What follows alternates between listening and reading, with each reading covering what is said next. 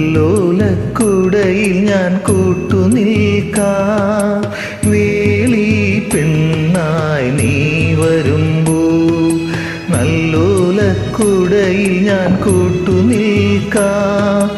തുളസീതളമായി തിരുമലരണികളിൽ വീണൻ അമ്പലപ്പുഴി ഉണ്ണിക്കണ്ണനോടു നീ എന്തു പരിഭവം മെല്ലെയോതി വന്നു.